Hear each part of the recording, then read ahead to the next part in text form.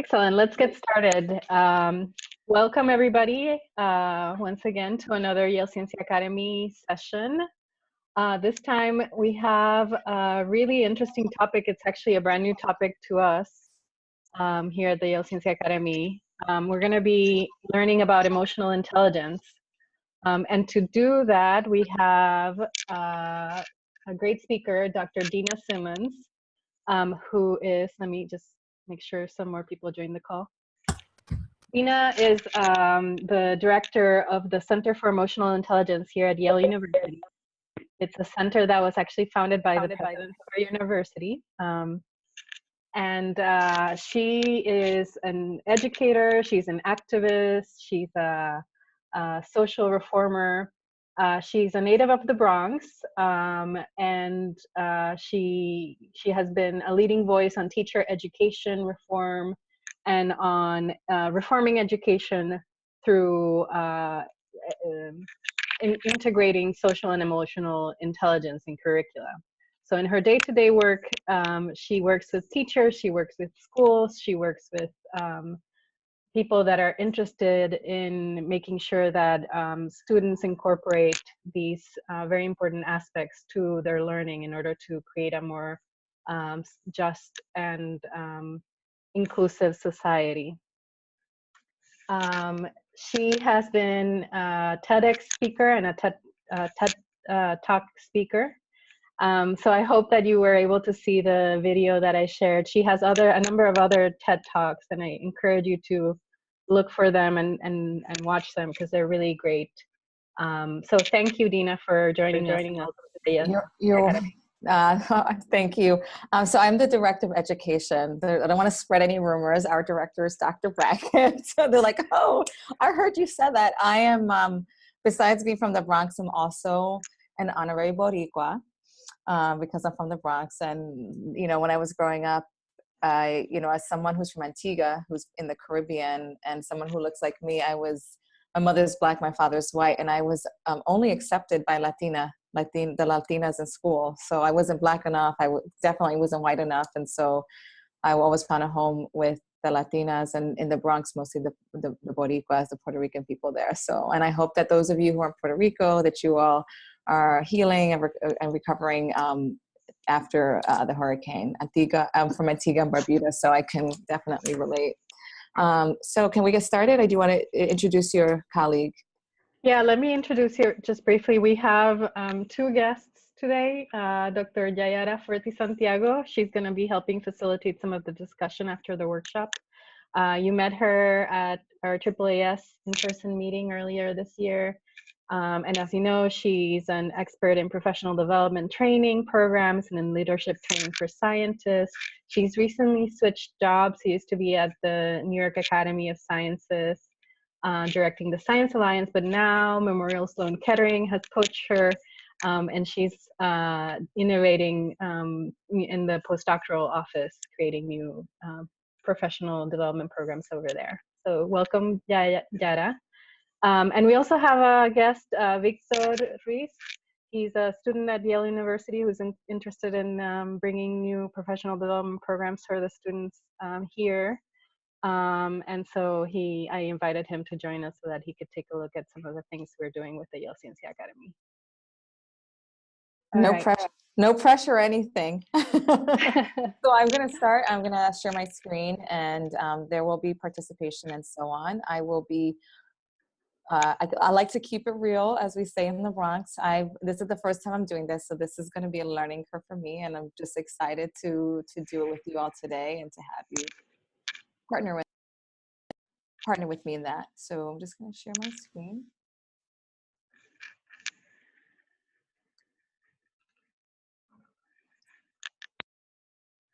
Oops.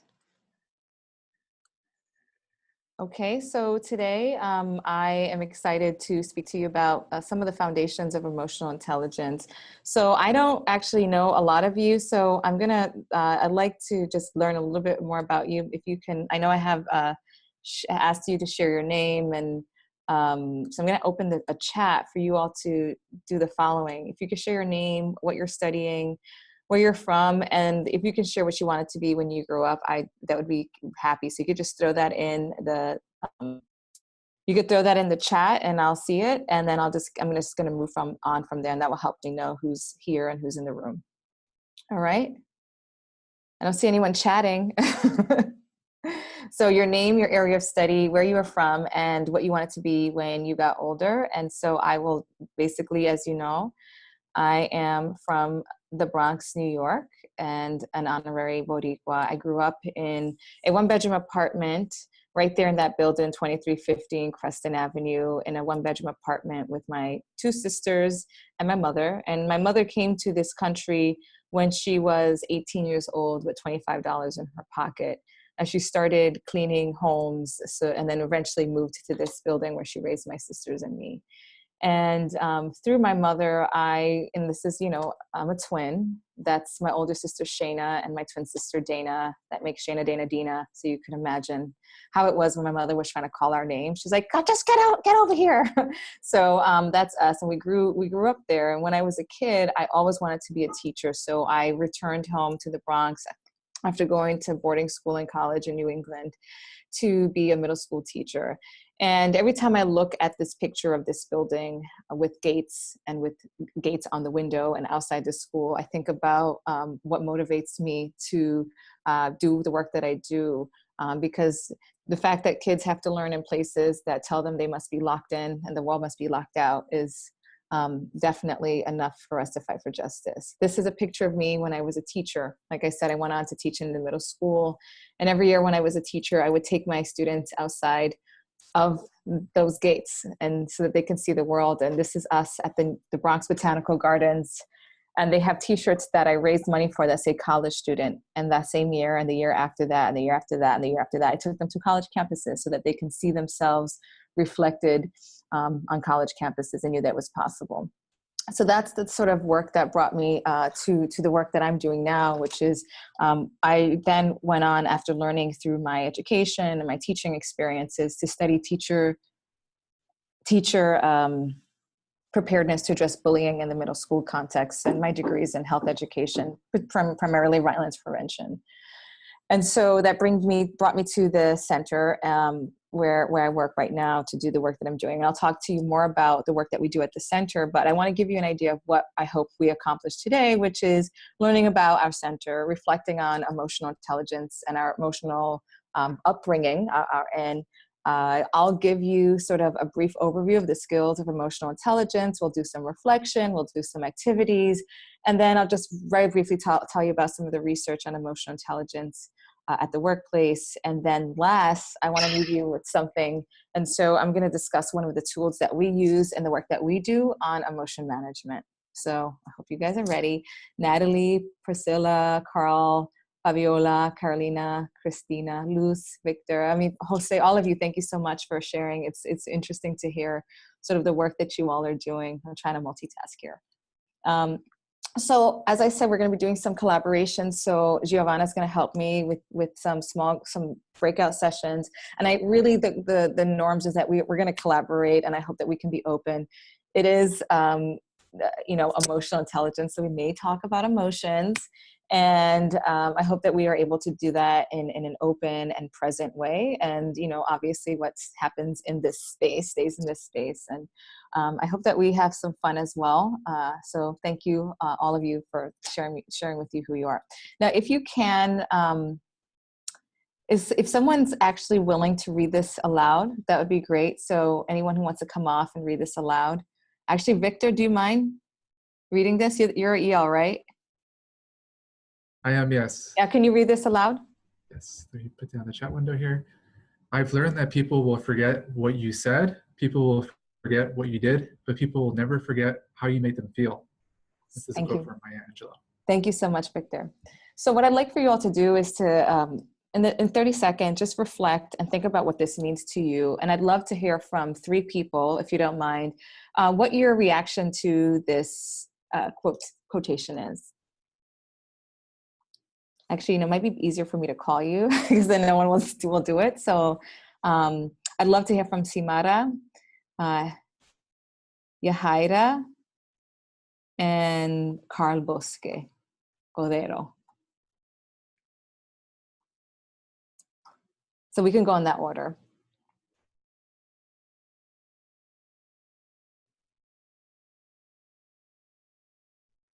Remember to unmute your phones or your microphones. Sorry, my computer has a problem that if I have my headphones plugged in, I can't talk. I don't know why. So what I was saying is that I'm not really sure what to say about it because I had read it before. I guess that, yeah, you can. I don't agree with the quote. That's the thing. No, it's okay.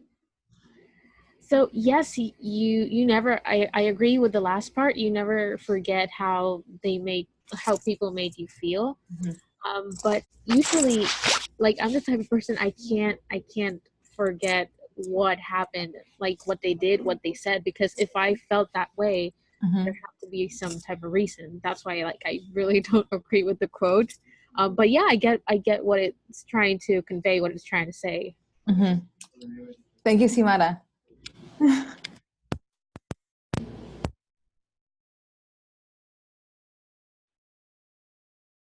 I feel like I should let them talk.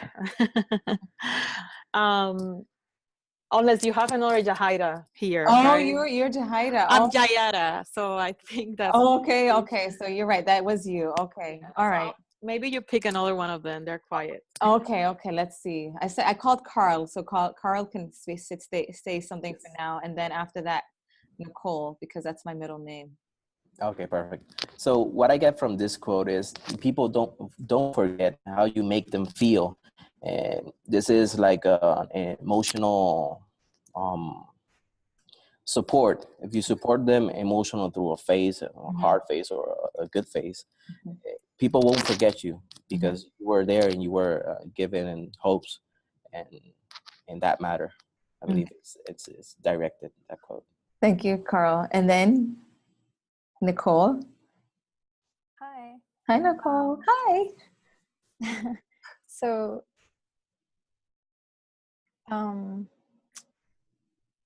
guess I agree with the statement because I would say that I have forgotten why I get mad at people sometimes, but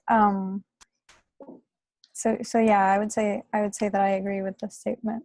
So what does that mean for you? Like, can you elaborate a little bit more?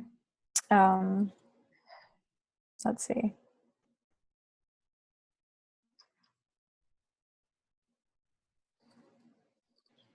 Is this true for you? Have you had an experience where you just remember specifically how you felt of it after an interaction? Yeah, that's kind of what I was trying to say.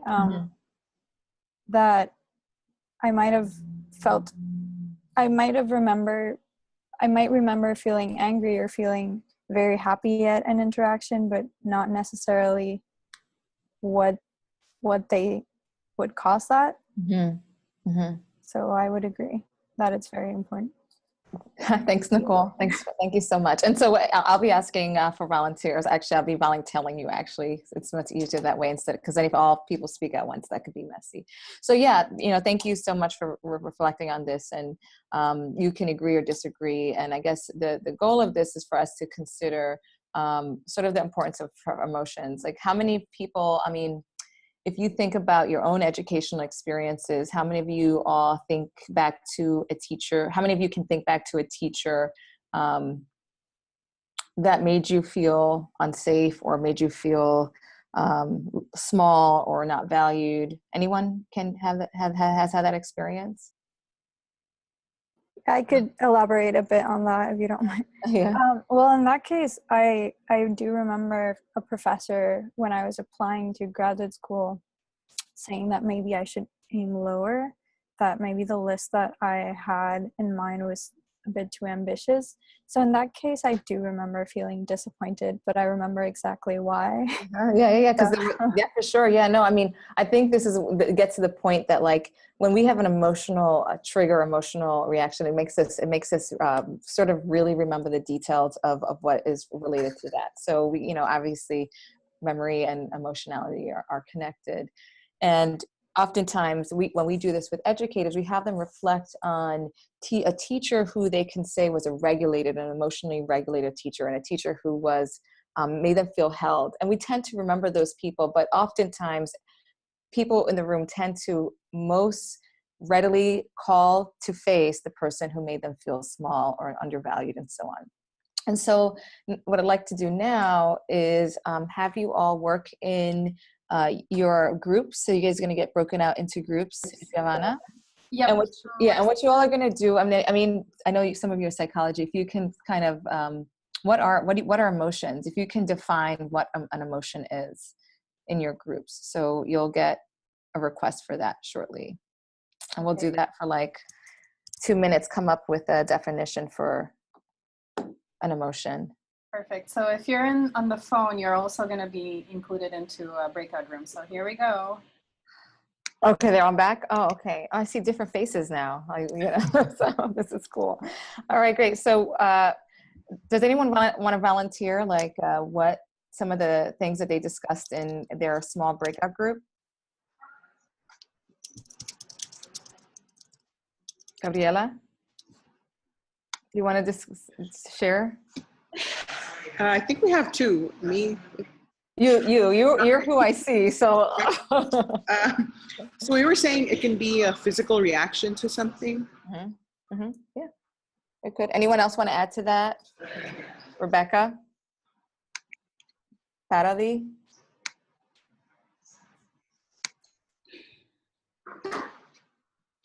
Rebecca. Her connection is unstable. Okay, thank you. Natalie? Fuentes? Yeah. Ay, suavecito, suavecito.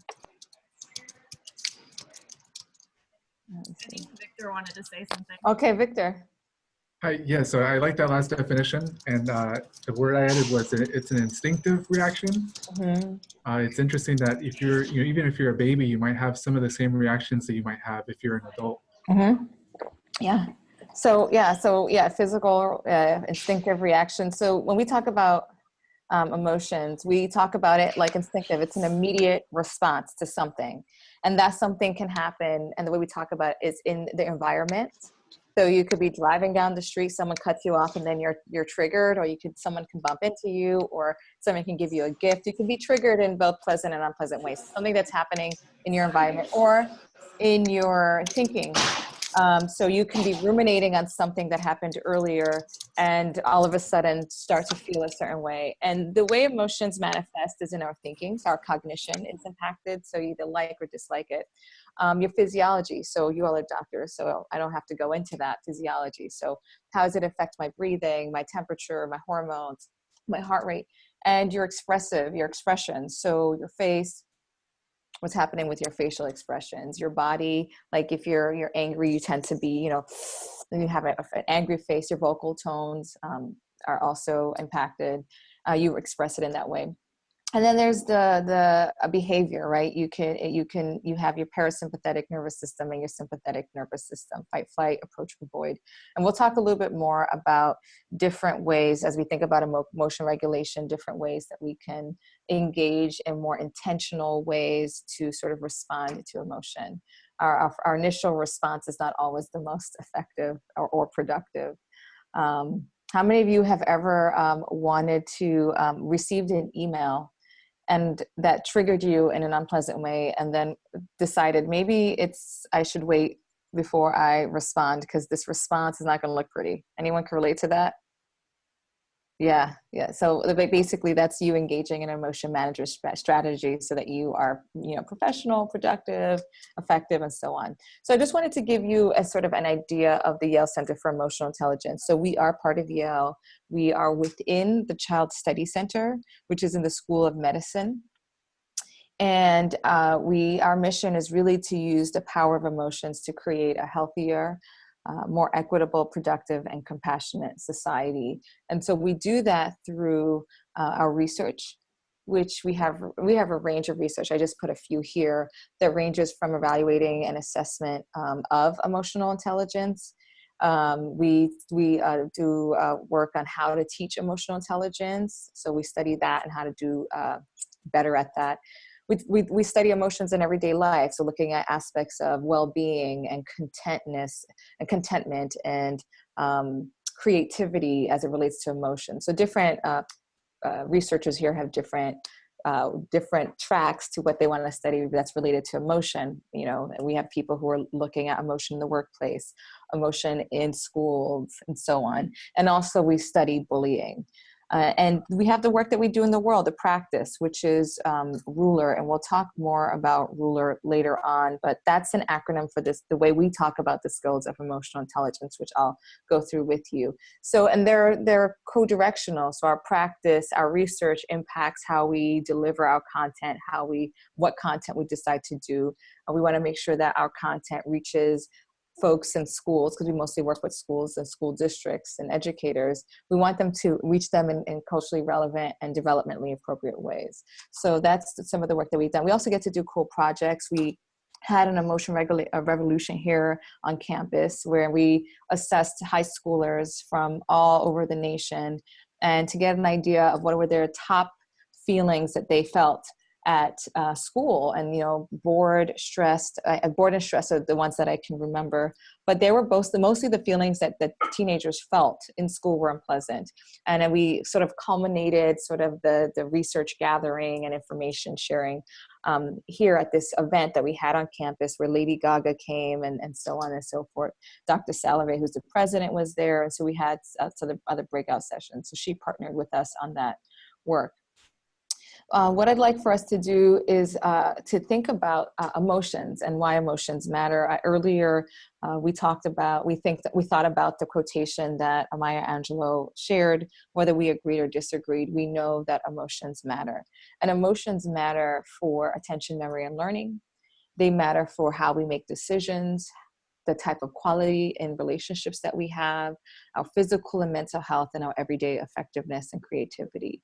And so in small groups, what I would love for you all to do now is to consider for the next 2 minutes, consider, so each of you are going to get a different thing. So one group, Giovanna, will discuss attention, memory, and learning and how emotions either enhance or hinder attention, memory, and learning. And the next group will discuss how emotions can enhance or hinder decision-making. And the same with relationship quality. How can emotions enhance or hinder a relationship quality? And last, physical and mental health, hinder or enhance, to discuss both of them.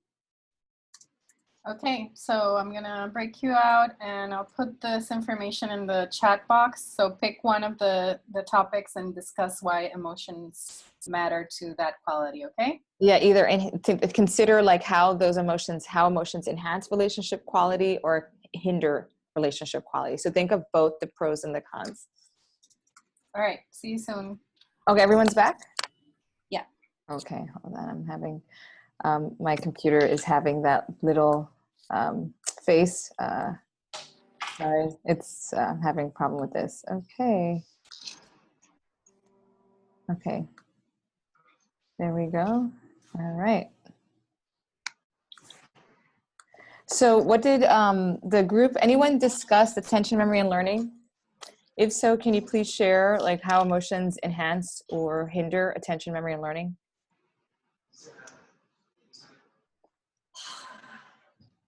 So I was in that group, and one of the points that we discussed I really like is that if you really have like a motivation or a love for someone who has a specific disease, that could be the reason why you want to investigate and research and actually fuel your motivation and enhance your attention and learning and memory in that particular subject.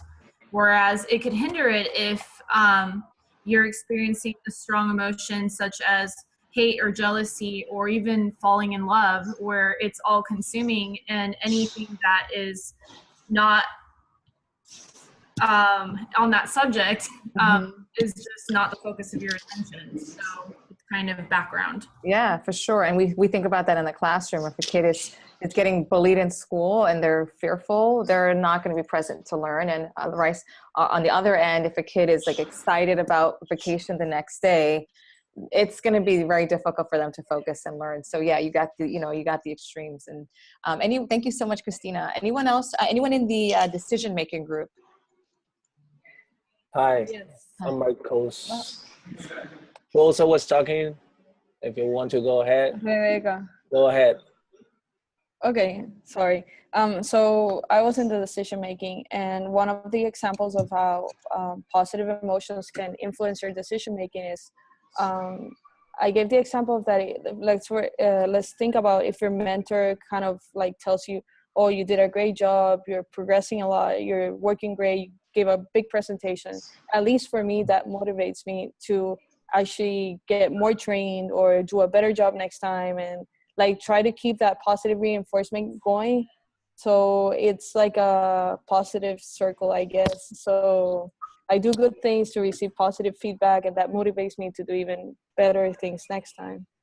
So yeah, when we think about decision making, if anyone in the room is like a generally optimistic person, tend to be on the happier side of life, we tend to be the type of people that when it comes to decision making, we think we could do everything. We're like, yeah, I can do that. Yeah, I can do that. You're like Oprah. You're like, yes, you can do. Yes, everywhere. And so we actually tend to overcommit.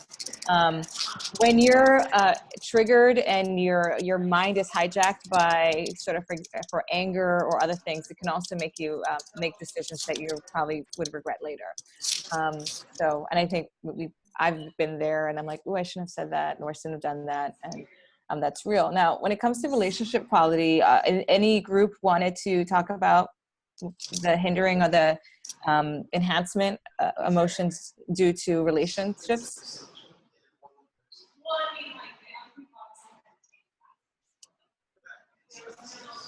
So our group talked a bit about that.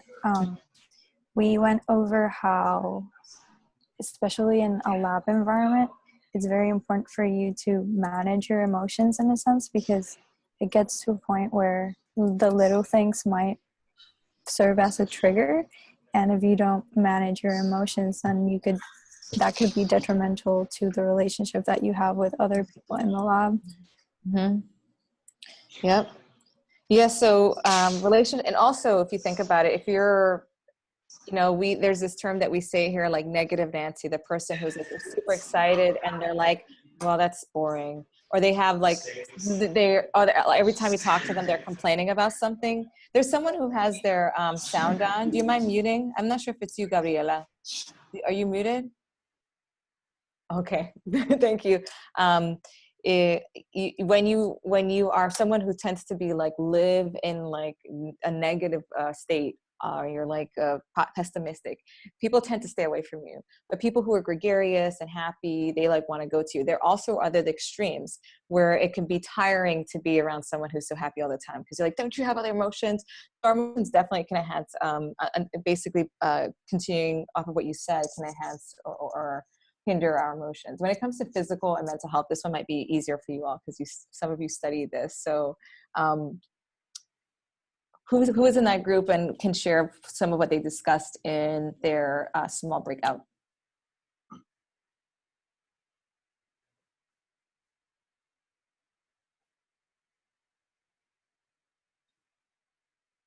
Physical and mental health.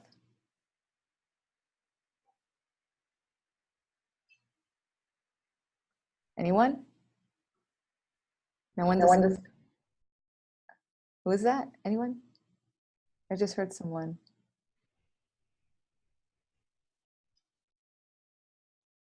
Okay, was that you, Giovanna? Okay.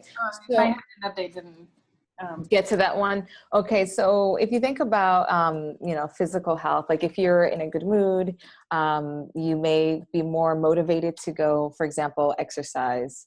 And if you're feeling depressed or some sort of sadness, it may be harder for you to get out of bed. And it's actually interconnected. Mental health, when you exercise, you feel better. and so on. And so our emotions can enhance or hinder our physical and mental health. And when we have a certain level of emotional intelligence, it leads to more effectiveness in what we do. I think when we were talking about relationship qualities, the person who shared talked about if we don't like figure out how to manage our emotions, then every little thing is going to be a trigger, which can make it very difficult to work in a team, in a group, and in a research setting, which tend to be quite collaborative. That can be very difficult. And so as we think about our emotions and our emotional intelligence, I think it's important for us to ground ourselves in what our sort of emotions or how we grew up and how to think about emotions as children, and now what our mindsets are. And so I know I come from Antigua, which is close to Puerto Rico in the Caribbean, and I know that in my family it was not we didn't talk about emotions. I was supposed to be a strong Black woman in this country, and as such didn't show vulnerable feelings. And now that obviously I do this work, I had to relearn how to be comfortable with expressing my emotions and sharing them with other people. And now this is kind of the work I do. So I kind of have to practice what I preach. So just as we think about emotional intelligence, it's really important to think about what our upbringing was, and like whether we're there in the same place we were growing up, or whether we have since transitioned. So I do this work, and when I think about like why emotions matter, I think about my own experience. Earlier, I showed you a picture of my twin sister, and that's when she was well. But when she was in 8th grade, my twin sister became chronically ill, and she has, I don't know if any of you know anything about this, but if you do, awesome, definitely hit me up after. She has this very rare stomach disorder called cyclic vomiting syndrome. And so since 8th grade has been in and out of the hospital. So my reality is constantly managing my emotions, and so that I'm not living in the state of anxiety. What if my sister's in the hospital again? What if she doesn't make it? And that for me is part of the reason why I do this work, and why I think it's important for us to really make time to connect with people and to ask them how they're feeling. And what someone shows on their face is not always consistent with how they're feeling. And a lot of times people, especially those of us who work in service industries like nursing or teaching or doctors, they're working with people. And sometimes we feel emotions, but we actually, because of where we work, cannot express it. And we're engaging in emotional labor. That is when your inside doesn't, I see a question. That means that your inside is not necessarily consistent with what you are feeling, what you're expressing on the outside. And that can lead to burnout, stress, and other health issues. All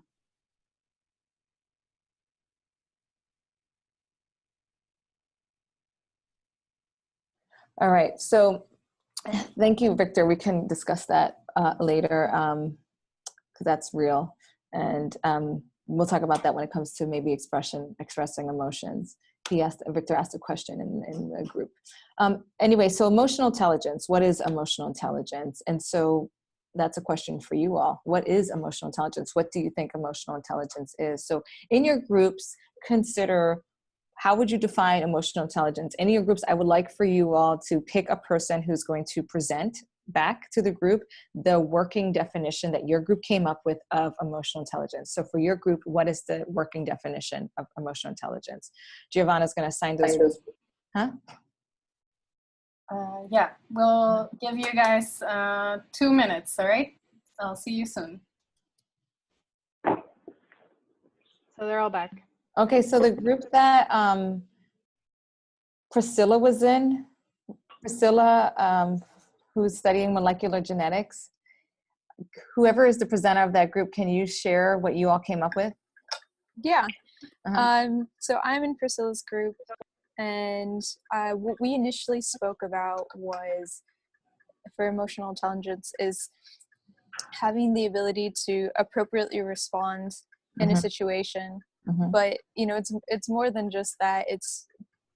But rather it's being able to have a conversation, be able to read the situation on the other person's face and the environment, then sort of be introspective and reflect upon that, Mhm. and then be able to provide the appropriate response, and having the ability to manage your emotions on that level. So it's like including both a less reaction and more response, and Mhm. also includes empathy as well. So not just empathy, like, you care for the situation, well, obviously you care for the situation, but you're able to, think about it and reflect and provide, hopefully, the best response for that situation without getting either too emotional or providing enough emotions. So being able to manage your emotions in that response, in such a way that it's self-reflective. Thank you, Bianca. That's You're super, welcome. super elaborate. I loved it. Thanks. So I'm just going to move on and say that emotional intelligence was first written as a construct in 1990 as an academic journal article by Peter Salovey and Jack Mayer, who basically said what you see here, which is that it's the ability to monitor one's and others' feelings, to discriminate among them, and to use this information to guide one's thinking and action. And the way we talk about emotional intelligence at the Yale Center for Emotional Intelligence is we think of emotional intelligence related to the knowledge, attitude, and skills that are associated with five concrete words, skills, which is the acronym of our approach, which is our programming that we do at schools, RULER. It's called RULER, but it's also the acronym that we use to discuss the skills of emotional intelligence. So it comes to similar to what Bianca was sharing, recognizing emotions. She said, basically reading the situation. So it's recognizing emotions in self and others. So identifying what's happened in someone's face. And earlier we talked about how emotions manifest in our physiology and our facial expressions and our body behavior and our vocal tone. So like reading that in yourself and in other people. Understanding the causes and consequences of emotions. So if I'm triggered because I'm angry, what causes me to be angry, and what usually happens when I'm angry is what's my go-to strategy? Should I do something a little bit better? Sort of that reflection that Bianca was talking about. Labeling emotions accurately has to do with using the accurate vocabulary to describe what it is that you're feeling. And we'll talk more about all of these moving forward. Expressing emotions for the given context and regulating emotions effectively. So the first skill is recognizing emotions, as I shared, is basically taking the cues that you receive from other people's expression of emotions and interpreting them. So based on what I see, what emotion are they feeling?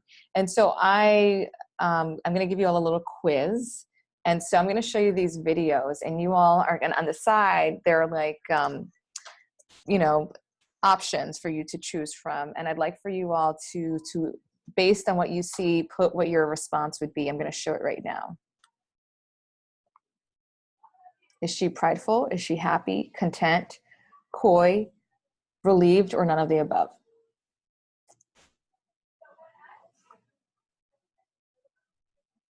Okay, I see Christina's response and Nicole's response.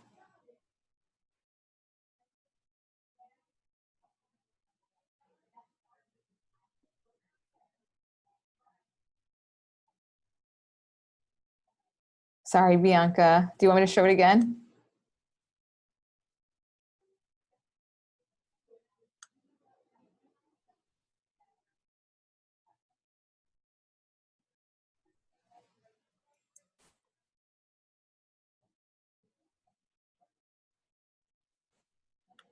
So most people are writing in coy.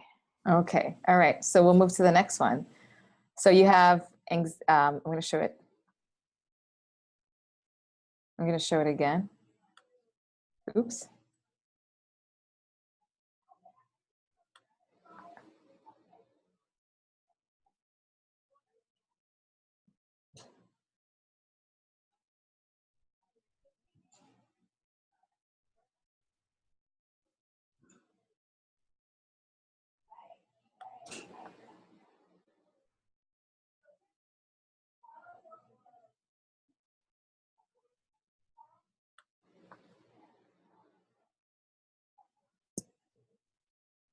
All right, some people are writing boredom, some anxiety, some none. say none.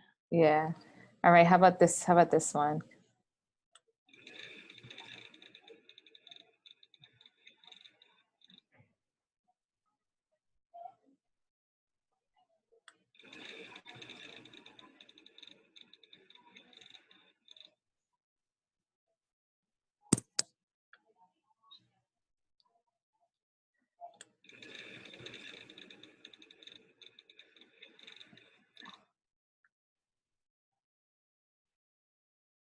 This one seems to be a little bit hard. People are not typing in.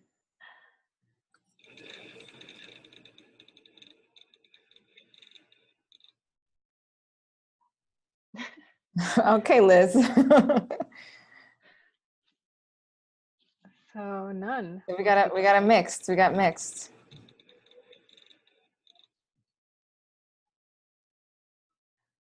All right, so we'll go on to the next one. Thanks, Marcos. Thanks, Limari.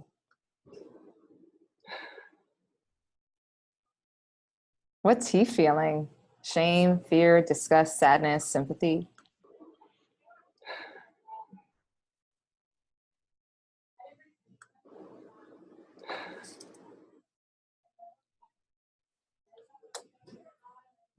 I like the super sadness, Marcos.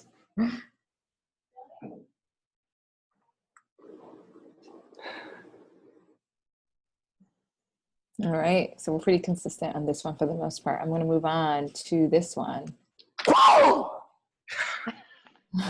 I'm sorry if that one surprised you.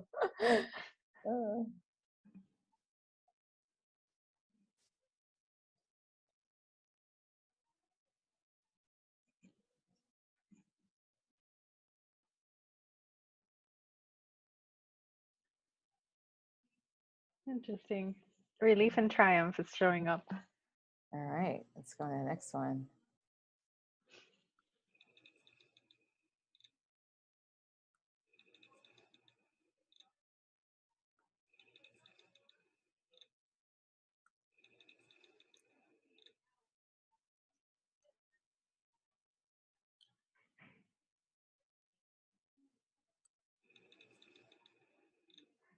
Oh, people are very divided about this one.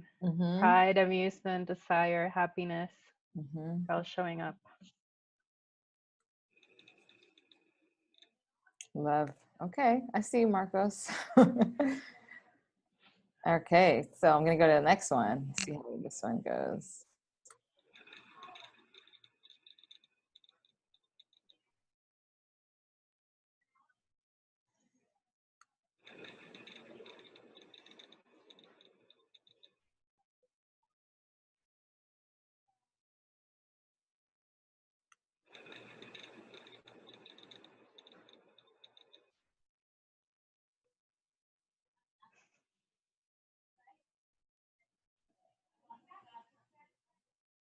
One more time.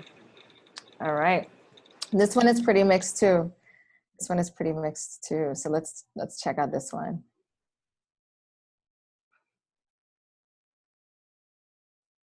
What's she feeling? Is she feeling angry, fear, contempt, embarrassment, disgust, or none?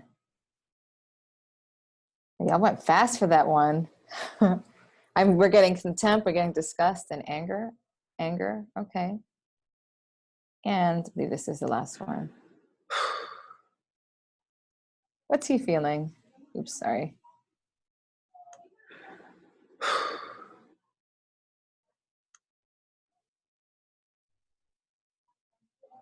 All right, this one's pretty, people are pretty aligned with this one and this one. I just showed someone else. Yeah, what is he feeling?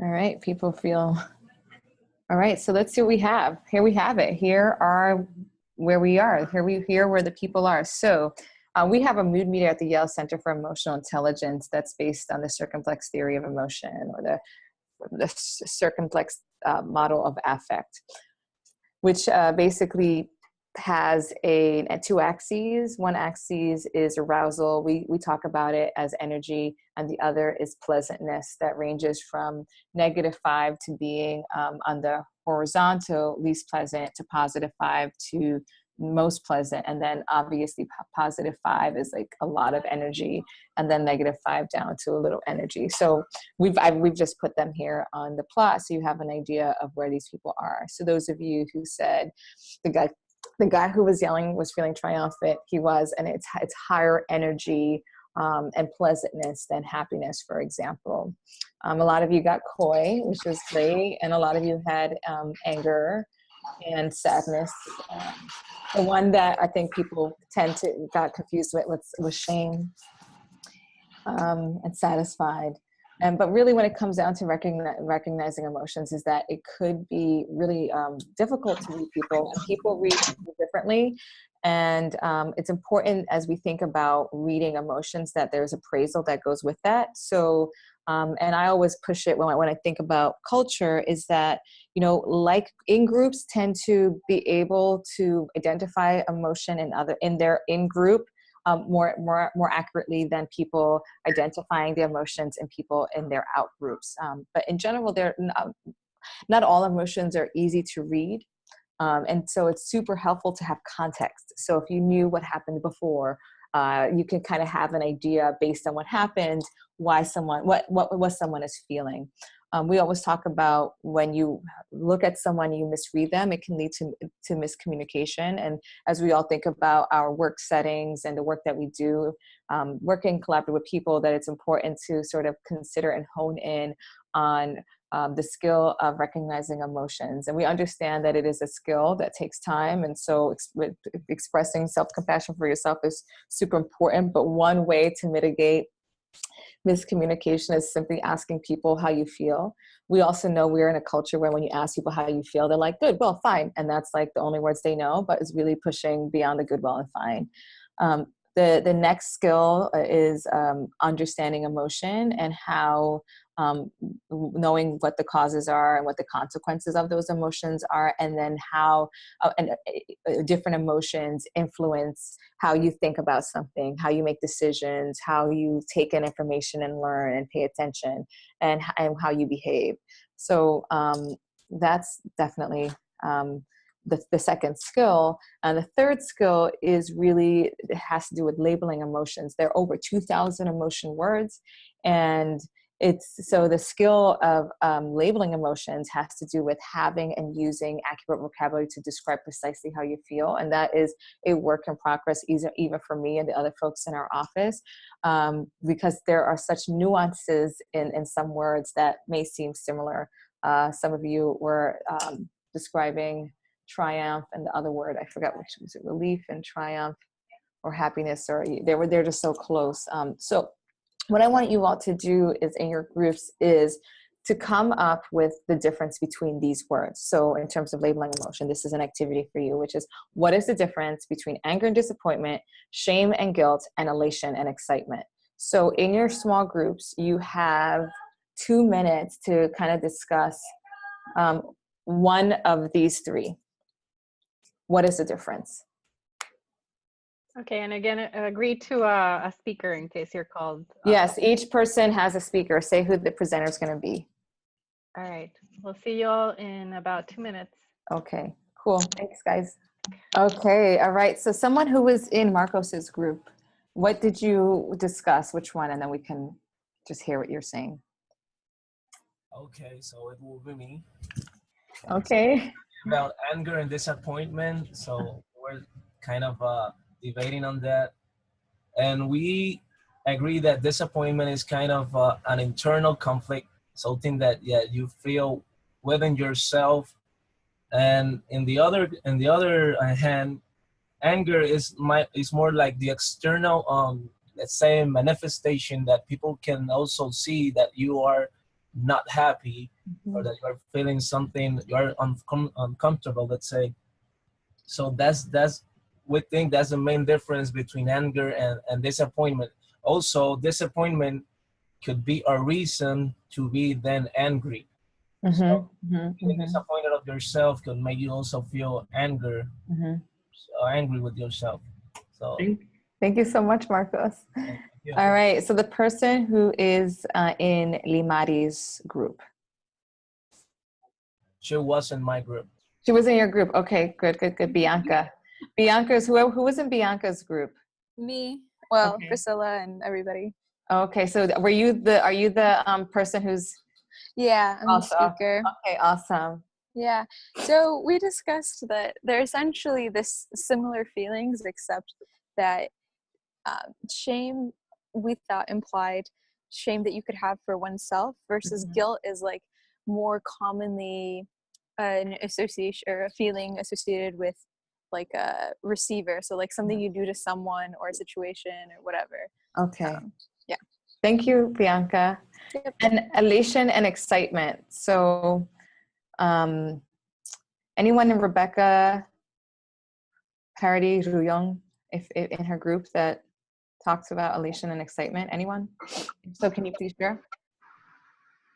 So it was me, but we actually didn't get a chance to go through that one. But I guess elation, when you're elated, you are this to excitement too. So it was kind of hard to differentiate the two because it's basically the same, I guess, or one leads to the other. Or, yeah. Yeah. Well, thank you. Thank you so much for taking one for the team. So here's what, the survey says. So when we talk about anger comes from a place or originates from a place of where you feel like there's some injustice, there's something unfair that happened. Whereas disappointment is related to or comes from this idea that there's some unmet expectation. My mom said she was going to buy me a cake for my birthday, but she didn't. And so I'm disappointed. And versus anger, you cut me in line and it's my chance to be the front in line. If you're a student, the front of the line is a coveted spot, and a student may get angry because they felt like that was an injustice, that someone took their spot that was supposed to be done. So they've been usurped, so to speak. When it comes to shame and guilt, so I think Bianca was talking about like shame can be internal, and in many ways, shame is like how you feel about yourself. So you feel humiliated, you feel like there's some diminished self-worth. And guilt is rather related to feeling bad about something that you did. So you committed a crime and you're like, ooh, you feel bad about that. Whereas your shame, someone may have said something to you. And like for me, for a long time, people were like, ay, tu cabello, que grande, que rebelde. And I'd be like, hold on. But now I feel proud of my hair. I no longer feel shameful about my hair. And elation and excitement, when you're elated, you're happy about something that you accomplished. Whereas excitement there's anticipatory energy. So you are anticipating something that's coming up. And so that's the excitement. And it lives on the pleasant side of the sort of mood meter or the circumplex theory of emotion. So, and I feel like the reason why it's important for us to understand and labeling emotions is that when we can share how we're feeling, use the accurate vocabulary, it can help us come up with strategies that we can use to manage our emotions. So if we know why and how we're feeling, then we can manage our emotions well. It also helps with communication, and it can improve our communication, but it also helps us build better self and social awareness because we have that granularity and that sort of specificity in our emotion expression, our labeling of emotions. So the next skill is expressing emotions, which has to do with knowing how and when to express your emotion with different people or in different contexts. So in many different cultures, there are different ways that we mourn the dead or celebrate the dead, and that's cultural. So I may know, like, for example, from Antigua, we usually do a long service and then we have a party after.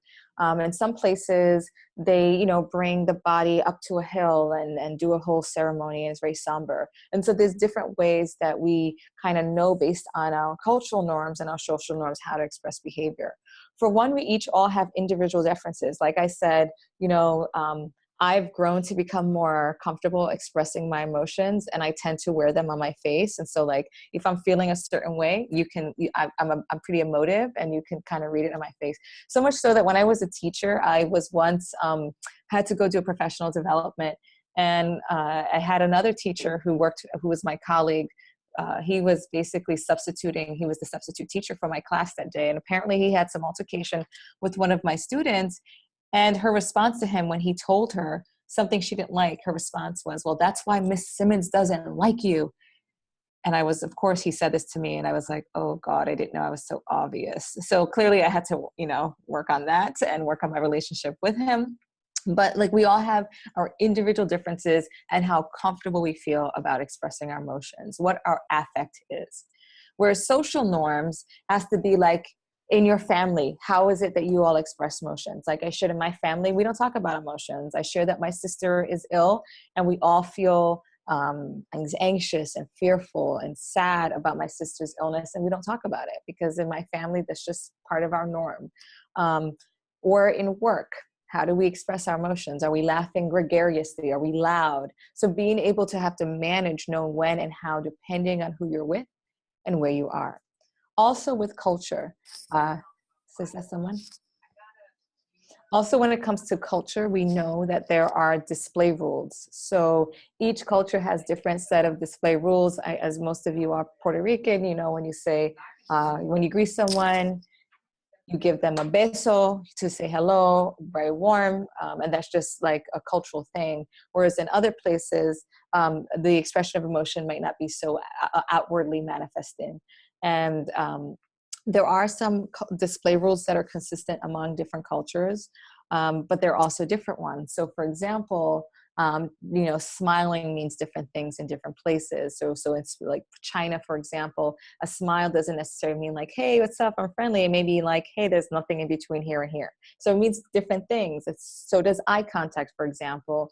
Usually eye contact can mean in sort of more conservative cultures, it could, for when a woman is looking at a man and giving him eye contact, that can be seen as promiscuous. And for example, in Antigua, when you're getting yelled at and your parents are saying, you know, you did this wrong and I'm mad at you and I'm so ashamed and blah, blah, blah, blah, blah. You may not look while you're getting yelled at. You won't look at your parents, because if you look at your parents or the adult that's yelling at you, that's actually a sign of disrespect. So it's important to like look down, because that's like that's a sign of deference. Like, I respect you. Whereas if you look at someone, it's completely communicating the opposite. And the reason why this is important is because, for example, in schools, when in the mainland, in New York or in the United States, when you look someone in the eye, when you're getting yelled at by your teacher usually tells you to look in the eye. So if you're a kid who completely has a different understanding of expressing emotion, or a person, and you're looking down, they may actually think you're rude or being defiant. And so that's why it's really important to consider and to be able to observe and read a room and to see like, what are the cultural norms here?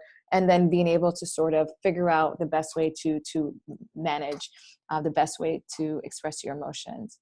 And I talked earlier about the discrepancy between how we feel and what we display. So, and people like in the service industries tend to actually experience that discrepancy a little bit more, because, you know, if you're a doctor and you're like, I'm having a crappy day, how are you? That's probably not going to work out so well for you. So you constantly have to put on a costume of emotion expression and express in a more pleasant way, even though you may not feel that way. We also know that we may be constrained sometimes in how we express emotions depending on where we are. So if you're a boss, or what your responsibilities are, or depending on school or work rules. Sometimes we have to fake or pretend to not have feeling, and that's or to sort of downplay how we're feeling. And last, what I talked about earlier, which is when that discrepancy is there, it's called emotional labor. And that first research was done on flight attendants. You can imagine, like, after flying 6 legs, someone's like, can I have, 5 little things of whiskey? And you know that you have to serve everyone else. You might want to go off on the person and be like, hey, but you can't. You have to be professional. You have to be able to express a sort of a customer service type of way of behaving. But the problem with emotional labor is that it can lead to burnout. It can lead to you being unhappy about your job, or feeling not satisfied in life, and other health problems. The last skill is regulating emotions. Hold on for a second.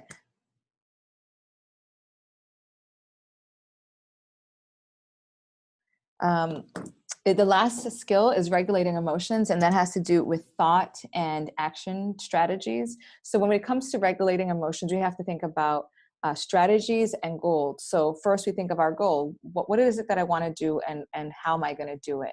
So we talk about regulating emotions and strategies that are either thought strategies or action strategies, so that you can either prevent an emotion, reduce an emotion, initiate an emotion, maintain an emotion, or enhance an emotion. So earlier I showed you the mood meter, which is 4 quadrants with different colors. You may actually be feeling rage, but rage might not be the best place for you to be to do a specific task, and you still want to feel some level of anger, and so you may bring that down to anger. So rage is has higher energy and more unpleasantness than anger. So maybe that's reducing an emotion. And the way we talk about emotions at the Yale Center for Emotion is that all emotions are valid. So we have to consider what our goal is, so that we can consider what strategy we're going to use to manage it. Our emotions give us information. They give us tools to sort of read the world. It's like information for reading the world. And the reason why we want to manage our emotions is because it promotes our own growth. It helps us maintain healthy relationships and have greater well-being, and allows us to attain the goals that we set for ourselves. So I'd like for you all to think about, what are some of your go-to emotion management strategies? Are they helpful? Are they unhelpful? So if you're triggered, both either pleasant or unpleasant, what are some of your go-to strategies? I'm going to call on 2 people to share, like, what do you do when you're feeling in a way that makes you feel uncomfortable? I'm going to ask to hear from Fabiola and Carolina. What are some of your go-to emotion management strategies? Fabiola.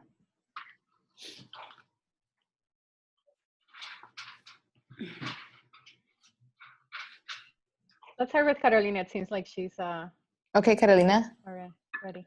All right. So long time ago, I learned in diving 2 things. So three words that I usually apply in my life: stop, breathe, and think. And this is exactly what I do. If I encounter something that is difficult, I stop, breathe, and then I think what I'm going to say or how I'm going to do. That's amazing. That's awesome. Thank you so much for sharing, Carolina. I'll move on, but that's a great strategy. So when we think about strategies, we usually sometimes we can engage in unhelpful strategies, which is like when someone really upsets you, you may scream at them or yell at them. So if you have kids, they may trigger you, or a partner may trigger you, and your first response may be yelling. You may actually be regretful that you may have said something that when you were triggered. We can also procrastinate. You may feel stressed and super burdened. Then you're like, oh, let me go watch a movie. Let me go hang out with my friends. And that's clearly not helpful. Sometimes people engage in wishful thinking, or they worry, or maybe they have a drink too much, and other poor habits. You may eat. You may sort of cope by eating, or not sleeping, or not exercising, or you may just ignore the emotion or the problem. So those are just some unhelpful strategies, but there are helpful strategies too. And I just want to talk to you that there are thought, like I shared earlier, and action strategies. So thought strategies and action strategies with your body. So if you're triggered, both pleasant or unpleasant, you need to, you have a specific goal in mind. You might want to visualize, something that would make you feel better. Or you may engage in humor or short-term distraction. Obviously, if you distract in the long term, you're basically avoiding the problem. And positive self-talk in this country and in general, we tend to engage in a lot of negative self-talk, and really shifting that negative self-talk to positive self-talk and positive reappraisal. And I'll talk about those in the next slide. And the action strategies are things that you can actually do. So for example, you may go speak with a friend and ask for some social support as you encounter whatever you experience. You may start to come up with a problem-solving action plan to figure out how you're going to engage whatever it is issue that you're going through. You may seek professional help if you need it, or engage in some constructive activity that would allow you to manage your emotion and get to the goal that you have set for yourself in terms of emotion management goals. So earlier, and so also there are like action strategies that take that are short-term action strategies and long-term action strategies. So if you eat well, you sleep well, and you exercise, those are sort of good habits for self-care that will allow you, when triggered, to engage in a way that's helpful.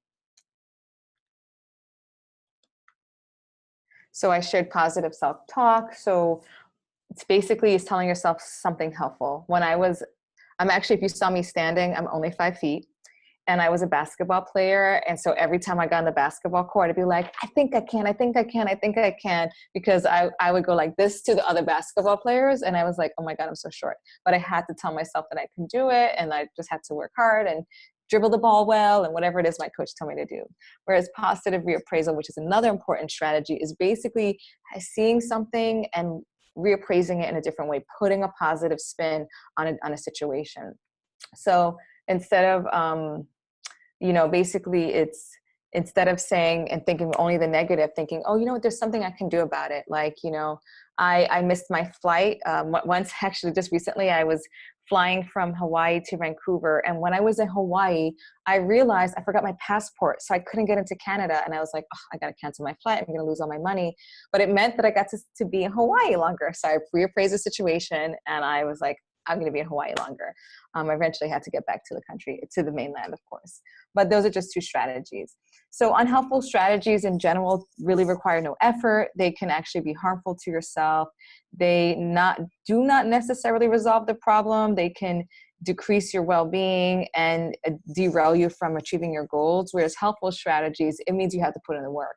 And it's better for us, for our relationships, for our health and well-being. And sometimes it's something that requires like getting social support and involving other people. And it tends to be more solution-focused than problem oriented. And so as we think about sort of the skills, we went through all the skills of emotional intelligence, recognizing emotions, understanding, labeling, expressing, regulating.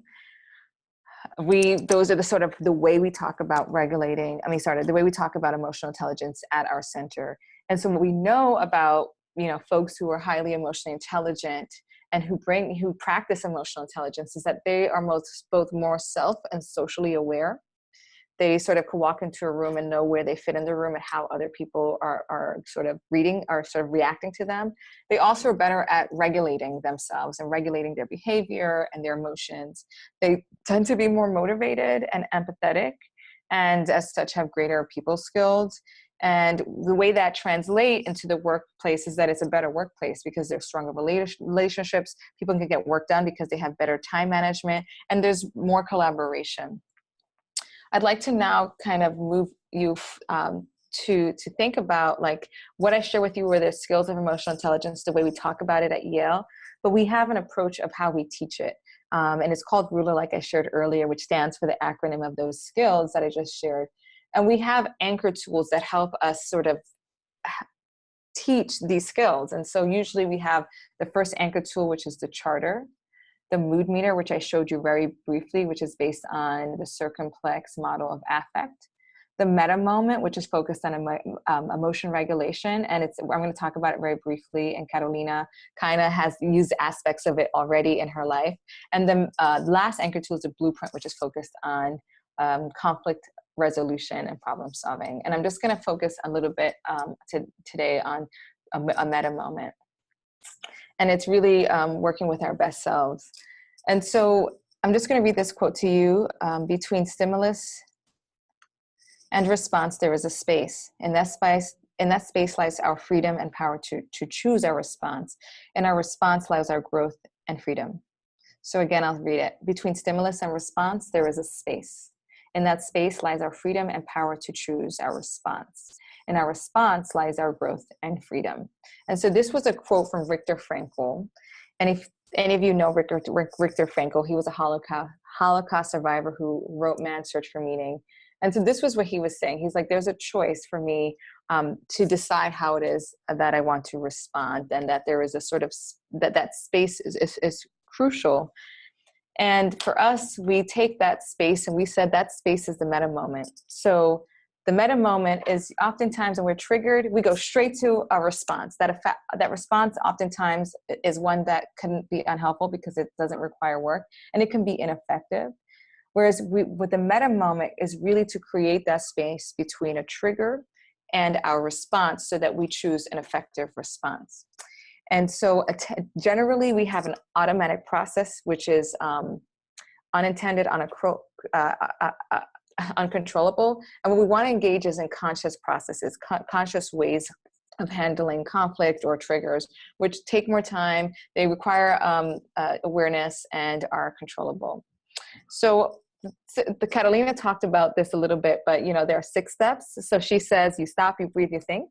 And so for us, the first step of the meta moment is really something happens to you. You're triggered, and that trigger could be real or imagined.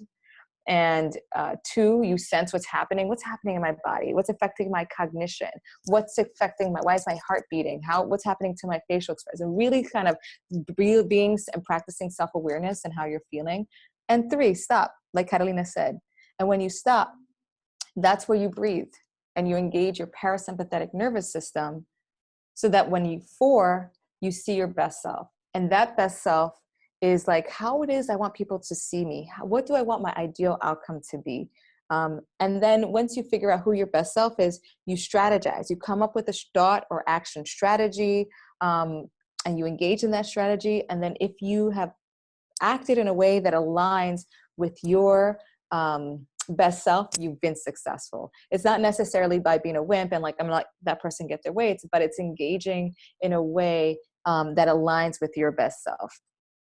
So like I said, the first step, something happens. It depends on how we appraise the situation, because how we appraise the situation leads to different emotions. So when you sense how your emotion, like I shared, you think about what's happening in your mind, you think about your physiology, what's happening in your body, and your expressive behavior, like what's happening with my face? How is my body? Is it tense or is it relaxed? So really noticing how your body, your cognition, your physiology, and your expressive behavior shifts. And then stopping, like Carolina said, like if you go diving, you definitely want to stop instead of panicking. The worst thing to do when you're diving is to panic. You do actually, they say when you, like when you're diving, to focus on your breath. And indeed, it's important in life. Like if you think of life like diving and you stop and you take those deep breaths, you really create the time, the space between a trigger and a response. And then you see your best self. And so it's really coming up with like who it is that I want to be. What's my ideal self? What's my ideal reputation? How do I want people to see me in this specific interaction? And what is the ideal outcome? How do I want this to end in the best way? And so when you engage and you really think about your best self, then you consider strategies. What is the effective emotion strategy that would allow me to engage in a way that I'm going to feel proud of after? And so, of course, when you have done that and you've behaved in a way that aligns with your best self, you're going to be successful. And the best self is contextual. So, for example, Simara as a friend is different from Simara as a researcher versus, me as a teacher is very different from me as a partner. And so just understanding that we may have different sort of ways to describe ourselves or best selves depending on our context. Hopefully they're pretty consistent. Otherwise, I can't help you with that. I'm just kidding. So I would like for you all to consider, if you had to come up with 5 qualities for your best possible self as a scientific leader, what would those qualities be? What are the 5 adjectives that you would use to describe this best self as a scientific leader? Do you want to be knowledgeable, empathetic, culturally responsive, so on and so forth? That would be sort of interesting. And I would like for you all to, to reflect on that and think about a resilient. Luz wants to be resilient. And so think about really engage in the practice of thinking about who your best possible self is and what those qualities are. So what are those 5 qualities are? So I know as a colleague, I want to be resourceful. I want to be compassionate. I want to be I'm doing this on the spot right now. I want to be reliable. I want people to be able to rely on me. So those are 3. And 2 more is I want to be fun. And I want to be knowledgeable. As someone who actually has people reporting to them, I think I do kind of want to be knowledgeable. We have optimistic, responsible, resilient so far. So other people, can you put like a word down so we can see who's in the room? Patient, for sure. Calm. Loving, yes. Curious, always open to learning, and a listener. Awesome. So as we like close out this session, one thing that I'd like for you all to consider is creating an action plan to be your best self. So if you said, Christina says she wants to be more innovative, how are you going to be more innovative? I mean, how are you going to be innovative? If you said you want to be a loving scientific leader, what does that look like? If you want to be calm, patient, responsive, and so on, what does that look like in practice? And so I'd like for you all, like as just a tool for building these strategies, think about how you can sort of be that best self. And I tell you, when I first learned this, I'm an auntie. I have three little ones that love when auntie comes visits because they think I'm a kid and I'm like playing with them, rolling around with them. And, you know, when they trigger me, I sometimes I like yell at them and I'm like, oh, and I'll feel bad because I didn't want them to think of me as the aunt that has no patience. I want to be the fun aunt. And so just think about that as you think about yourself as a partner, as your scientific leader, as a friend, as a mom, as an aunt, as an uncle. So I'd like to leave you all with sort of that sort of takeaway to do for yourselves. We've done this with some people. We did like a word all, and these are some of the words were the biggest, were the most salient words. And, the group that we had, a lot of them picked compassionate, and I'm sure that's important. So I'd like for you all, like, as you think about this and as you because I'm going to step away and Giovanna and her colleague will continue this, but really think about who you are, who's your best self, and how are you going to live and practice your best self as you navigate academia, as you navigate research, as you navigate whatever it is that you do. How do you ensure that you stay true to your values? So I think, coming up with an action plan is super helpful so that you engage and manage emotions in a way that are helpful and productive. So for us, we know that emotions matter. I hope you feel that way. We know that emotional intelligence is something real, but it can be developed. Emotional intelligence is something that we can learn. So it's not too early or too late. There's still a chance. And there are creative ways that you can bring and practice growing your emotional intelligence in life. Really practicing mindfulness and self-awareness, and then really sort of observing your environments to find the best ways to engage in those environments. And then, the way we see it is that, it can transform definitely schools, but it can also it can transform workplaces, the society, and so on. So thank you so much for your attention and for your time and for allowing me to cold call you. So I wish I were there in person wherever you were. Thank you so much. Yeah, thank you so much, Dena. This was great. I think it's a new experience for myself. I think for a lot of people in the group. So I hope we can have you back again at some point. Oh yeah, sure. Yeah, no worries. I'd love to. I feel I have a love for the work that you all are doing and the research that you're doing. As you know, like for me, this is personal. My sister suffers every single day. And so the work that you all doing in research, you all are making a difference. You may be in a library or by yourself in a lab, but you're making a difference. And so I just wanted to thank you and express gratitude to you all for the myriad of works that you do in science. And also for a lot of us, it's the only one of us that are inside the room that look like us. And that in of itself comes with its challenges. I, as an academic who's a woman of color, also have challenges as well. So we've got work to do, but we're in this together. So I hope that we get to stay in touch. I'm happy to be a resource to you all. So okay, great. I know you have to leave, so feel free. I know, so sorry, you guys. I wish I could stay longer. I have to commute to New York City. I'm in Connecticut right now. When I was away, I had some water damage, and I have to get my apartment ready for the maintenance man to come. TMI, but it is what it is. Take care, you guys. Nos vemos. Hasta luego. Que tengan un buen día. Bye bye. Gracias, Dena. Okay, bye bye. Okay, so for the next part, what we were thinking is we just stay a little bit on the call, on the chat, to talk with you guys, get your reactions about what you heard. Maybe if we can talk a little bit about why you think that this session might be of use to you, how you might put it into practice. And Yara's here. She's going to help us moderate the discussion a little bit. So Yara, I don't know if you want to say any words to the group. No, I just want to let them talk and be here as a resource. Yeah. So anybody want to speak up?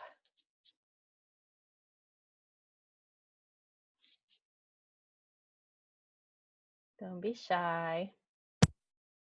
Yeah, hi. Dale. Um, Go ahead, Simara. okay, so Is it cold where you are? Huh? Is it cold where you are? Oh, yeah, soy friolenta. I don't know how to say that in English. Okay, you're cold So sensitive. what I wanted to share is that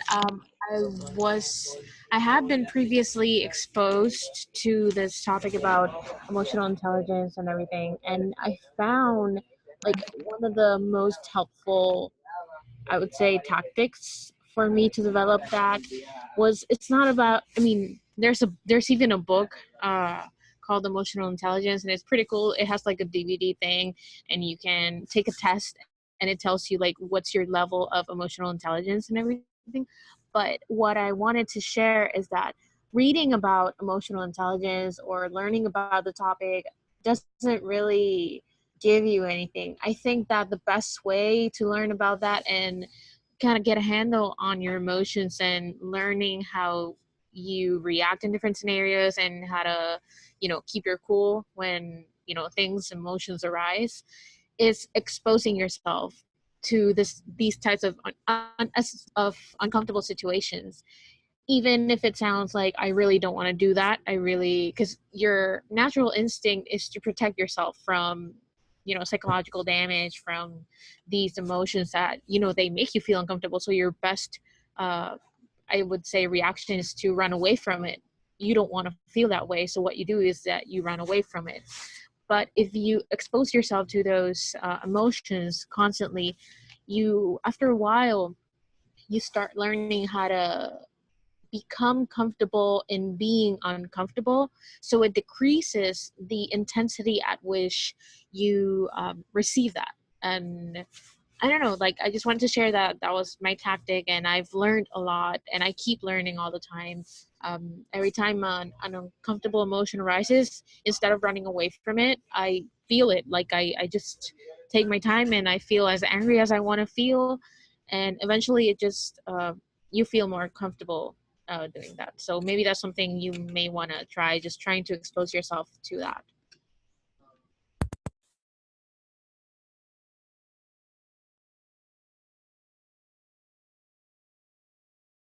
All right. Any reactions? Does anybody has anybody tried or recently recognized an emotion as it's happening and had that kind of meta moment that Dena was talking about?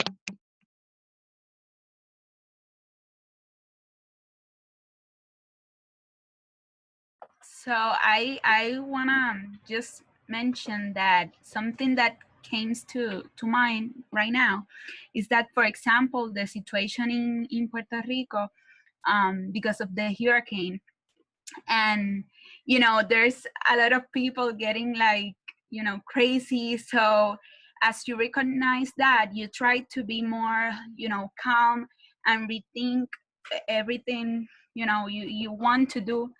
For example, in the first day of the hurricane, since the hurricane, people were like crazy at the outside, and also there was a gas crisis we didn't receive, and the people were crazy trying to get to the family because we lost communication. And the thing is that at my home, we try to be more calm and say, like, if we have important things to do, we go outside. If not, we will stay. But you know, we have been through, you know, almost 50 days, and at one point, like 1 month post the hurricane, I was talking to one of my friend that we were like, you know, at this time we want just to stop like being calm, and we want to say like, okay, you know, this is something is happening, we have to react at, you know, at least one time. You know, the things are not as we wanted.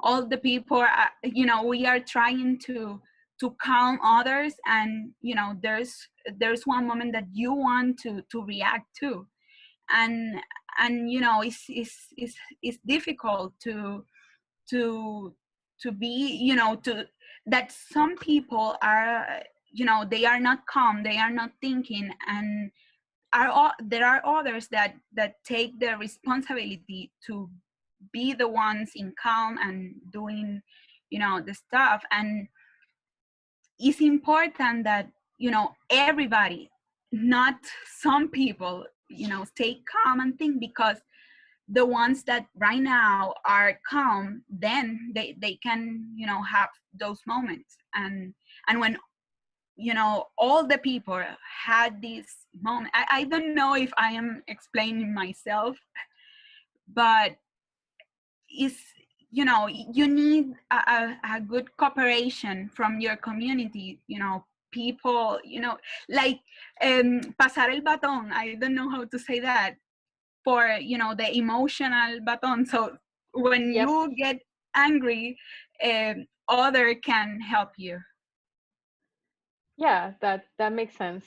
You know, not everybody can be zen all the time, particularly when it's like chronically, you know, like when after 50 days with without electricity, with problems with communication, that can be very frustrating. So it's good to have a network so that you can share the emotional burden a little bit. One of the things I noticed with the situation in Puerto Rico is that, you know, I myself and many other people were like, how can we help? How can we help? Tell us, tell us, tell us. And many times the response was like, I can't deal with, you know, I can't respond to you. I really appreciate that you want to help, and I'm thankful, but I'm not in the capacity right now to, you know, sit down and tell you exactly how you can help. And that's really important for, you know, other people to realize, is that you know, you have to take into account the context of the other person and their emotional space and their, you know, situation. So yeah, thank you for bringing it into a very concrete situation, Limari. Cristina is having some interesting discussions. Cristina, do you just want to talk about it with the group? Sure. I mean, I don't know. So my advisor, she's a woman.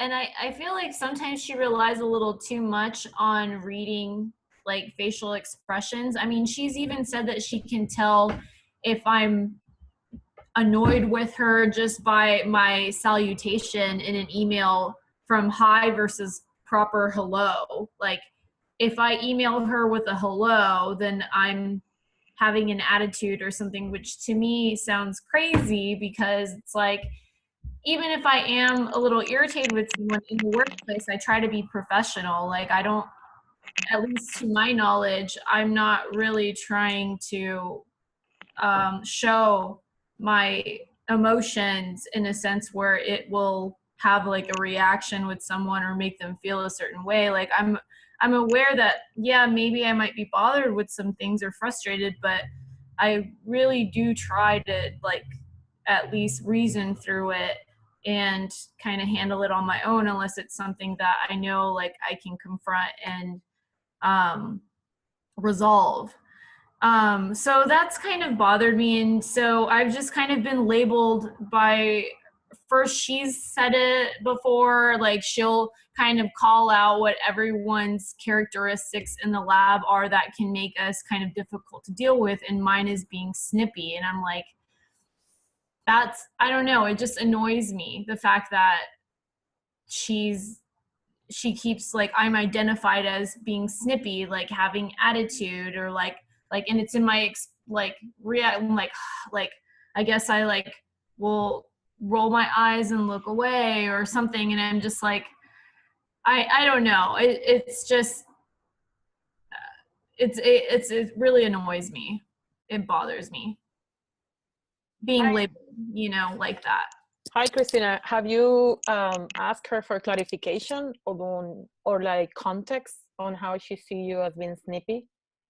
Yeah, I've asked her before, and she just said that sometimes, like, if she says that I have to do something, or sometimes my reaction, like, I'll just kind of like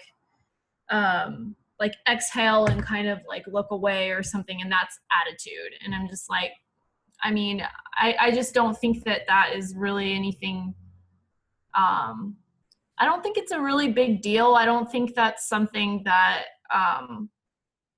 like, it would be one thing if I was constantly arguing with her or showing my anger in front of everyone. Like, I think that's very subtle. So to be constantly like called out about that, that's just, I don't know.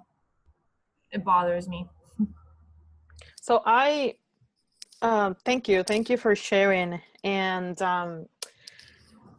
I don't know you on a regular basis to agree or disagree with your PI, correct? But one of the things that I can give you as a personal experience kind of thing is like, I am constantly doing this and I never notice because I'm comfortable doing it. And then I can come as being worried all the time, or angry, or like I do it, I talk about it, I get passionate and I'll do it. And then somebody said, you're angry all the time. And I'm like, but I'm not. And then I start looking at myself a little bit more and say, what are the things that are giving that impression to people? Because for me, I come from a family we wear all our emotions and our expression. We don't talk. Like, if I'm annoyed at you, I look away, I'll roll my eyes. I don't even have to, like, you could tell. And for me, trying to learn about myself and trying to learn a little bit more about what are those signals that are getting misinterpreted by other people, and trying to not control them necessarily, but being aware of, oh, she called me snippy because I wasn't interested in what she said and I looked away, versus she called me snippy because I disagree with her, or putting more context on why she's calling you on this, I think will truly help you identify this is probably her problem more than it is yours. But it's good to know if maybe you're rolling your eyes unconsciously because you're thinking about something else. I'm not saying you're rolling your eyes at her necessarily, but it might be worth looking at yourself and saying, am I doing this unconsciously?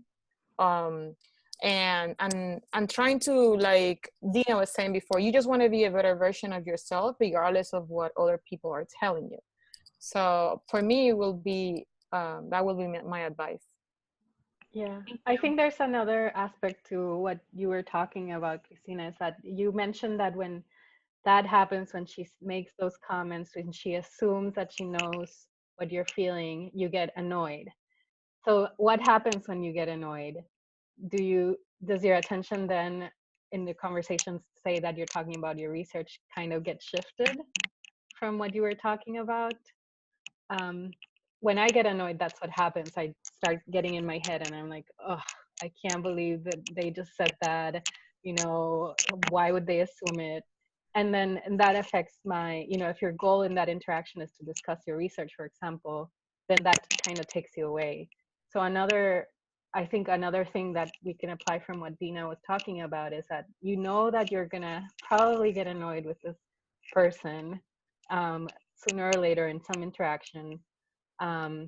So maybe think about how you can react to that annoyance in a way that's less disruptive to what your goals are. And your goals are to, you know, get advice on your research. So how are you going to manage that emotion when it comes up? It's sometimes we can't, you know, we can't adjust our behavior to suit others, and we can make others do what we want them to do, but you can choose to adjust how an emotion, how you react to an emotion. Does that Right. make sense? Yeah, no, that makes a lot of sense. Yeah, I guess I'm just trying to smile a little more often, because I guess like when people say that to me, like, and they'll tell me, right, like, how are you okay? And I'm actually just thinking, or I'm focused, and I guess that's my face that people see as being upset and angry. And yeah, I mean, I guess I could just like carry a mirror around and just see what that looks like, but it's kind of bothers me. It's like that resting bitch face that people like just misinterpret, and they're just like, yeah, she's got an attitude, or she's mean, or whatever, and really I'm just trying to solve a problem. Like, yeah, but I get And I think it. somebody mentioned Reaction. yeah, in the chat, we have to be careful also about like our own biases. You know, there's a lot of gendered assumptions about women and what role they should have and how they should look and how they should behave. So, and you know, women do it to other women as well. So, Priscilla had the opposite problem. So, Priscilla, it seems like people can't tell when you're angry. How does that make you feel, and how does that impact your ability to get something done? Yeah, so I'm always smiling, and I am the complete opposite. And sometimes I get into a situation and it really upsets me. And I don't know if I don't know why, but I say to people I tell people, hey, you did this and this and that. And I didn't like that, but I say it smiling. So it doesn't seem that I am as angry as I am. And I don't know if that's because I'm always trying not to make people feel bad.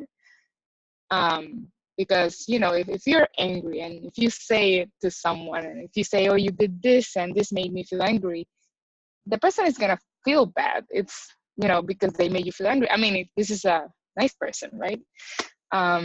So yeah, I have that problem, and I try to be less happy in that situation, but then that doesn't help my mood. So I don't know. I don't know.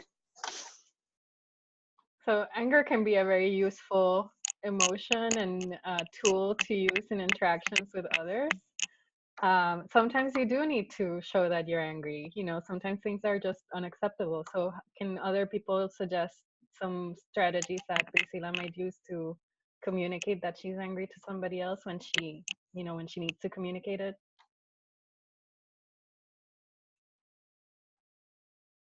Ideas. I just want to point out that there's been only one situation in which I got really, really, really angry, and I couldn't keep smiling. So I was doing a presentation, and this professor, he kept making some comments that were research related, and then the conversation steered and he started making some comments that were not research related, and I got really upset. And what happened is that I left. I left because I remember that I'm one of those people, and I'm sure a lot of people here are the same, that when I get angry, really, really angry, I start crying. And you know, I didn't want to cry there because crying is usually associated with sadness, and I wasn't sad, I was angry. So yeah, instead of crying there, I just looked up and walked away, and then came back later. So yeah, so it happened once. But you know, there are these two extremes where I am either happy or I am so angry that I just leave. So yeah. I can say something there. So what I think is that, as Dena said, emotions are kind of an instinct. So maybe that's the hard part of it, because if it is an instinct, we are not in control of instinct. But the emotional intelligence then tries to tell us that we have to get in control of emotions. But as is kind of a contradiction, because instinct cannot be controlled, but then you have to control your emotions. So it's kind of hard, but I think it's possible. It should just, let's say, practice, but we don't want to practice because we don't want to feel uncomfortable. So it's how do we manage our emotions is kind of difficult, and you have to expose yourself, like Simara said, in order to use, you just can learn how to deal with them, but you don't want to be exposed. So it's just kind of tricky there. Yeah, I want to add something to that. Thank you, Marcos. I think in academia, you are very privileged to be getting this information about emotional intelligence, and the fact that you are all training on this and are becoming more aware of your emotion doesn't mean your lab mates are getting the same training. And sometimes what is going to end up happening is they want to enable you, and they want to enable the behaviors that they are accustomed to provoke in yourself in certain situations. And then as you get more exposure and you get to learn how to perhaps react differently or control your emotions a little bit better, it's going to throw them off. I guarantee you that. It has happened to me in the past. But then you also see how could your behavior affect people in a positive way. Because and this is going back to what Christina was saying, like her PI made her mind about her. It's going to be very hard to show her in the lab tomorrow, and the PI is always, well, not always, but it's going to still be thinking that she's snippy. And sorry, someone is calling. It might be an opportunity for trying new strategies on how to deal with different situations in the lab as well. And something that I heard this morning that I just want to share with you before we go is something that Dina didn't get a chance to talk about, and is that concept of sometimes you have to detach the messenger, the message from the messenger. And I still struggle with that every day. I take things very personally sometimes, and I think part of emotional intelligence for me is working on that detachment of what I heard and what I was said is not necessarily an attack to me. I have to take it as a message and detach it from the person. So I'll stop there. Yeah, I think that's super and a very important lesson. And I can tell you, once you get in a professional setting, you know, you have to learn pretty quickly that, you know, if you have certain expectations, people are going to give you feedback about that. It's not necessarily about you as a person, and you have to take it in a constructive way. And yeah, Marcos, I think it's not easy. I think if it was easy, you know, we'd live in a like very harmonious world. But one thing that has helped me is to pay more attention to the physiological cues. You know, like when I start getting angry or I feel personally attacked, like Yara was saying, I can kind of feel like the world is closing in, like my vision narrows. And so now I recognize that as being an unproductive, like I'm getting into a headspace that's not good. Or, you know, if I feel like I did something that wasn't right, and I'm feeling ashamed of myself or regretful, I start getting like my stomach is not feeling very good. And I hate that feeling. So, you know, I try to make sure to avoid doing stuff that will make me feel like that. So yeah, it's hard because they're microsecond things, you know. Anybody else want to jump in with any other observation? Maybe one last thing is Victor had brought up the idea of normalizing negative emotions or behaviors. Victor, do you want to say something about that? Hi, Giovanna. Yes. So I just wanted to bring this up because I guess I'll admit it was my lab where I experienced this. This is basically cynicism, negative emotion that I felt was being normalized by a lot of people in the lab. And it was mostly just blanket statements that were said out loud along the lines of like, okay, things never work. This is grad school. It's the way it is. And among some postdocs, the message was, grad school is hard. You know, you're going to feel at times like you want to quit. And basically the message, it was sent in a way that was, because I suffered, you're going to suffer as well as a graduate student. And, you know, at the time when I was hearing this, I'm like, I don't know what you mean. Like, what are you talking about? So I do feel like those messages that we tend to normalize in the lab aren't very healthy, but it's along the lines of like cynicism, because they describe it as realism. But I think to communicate negative emotions like that and the way they're communicated isn't correctly. So I guess I'm asking, if there is cynicism in your lab, if you've experienced something similar, how do you go about confronting it or doing something about it? And yeah. Yeah, I can jump in very quickly with a comment on that. Actually, at lunch today, I was talking to one of my friends. She's also a PhD student here, and she was telling me how she had noticed that her PI was always telling her, well, you know, when you graduate in 10 years, blah, blah, blah, blah. And then he would always use that comment, you know, okay, yeah, but, you know, when you graduate in 10 years. And she told me that at first she would laugh, but then he kept saying it. And I asked her, I was like, you need to call him out. And then she did, finally. Today, she stopped him mid-sentence and she went,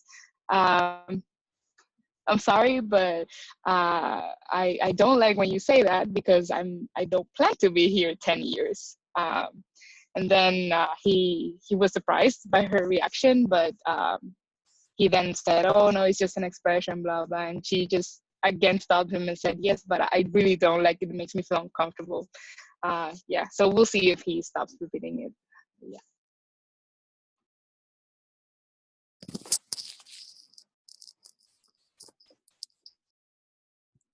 All right.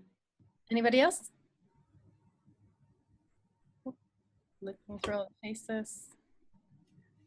All right. Well, I hope you guys enjoyed this. It's kind of outside of our usual topics, but you know, Dena didn't really cover it that much, but emotional intelligence is one of those things that employers really, really value. It's not necessarily something that you get trained on, but it is very important in the career setting, both in academia, particularly if we don't want to promote practices like the ones we've just heard and from Priscilla and from Victor, but also in other work settings. So, you know, just think about the things we talked about, maybe try to put it in practice this week in your different interactions with people in lab and people in your university. And we're up for November 8th. We're going to talk about work-life integration. So we'll see you then. And also, if you haven't filled out the IDP sign-up sheet, make sure you do that, because we want to schedule those conversations this weekend. All right? Well, everybody, thank you so much. Have a great weekend. See you soon. Bye, everyone. Be well.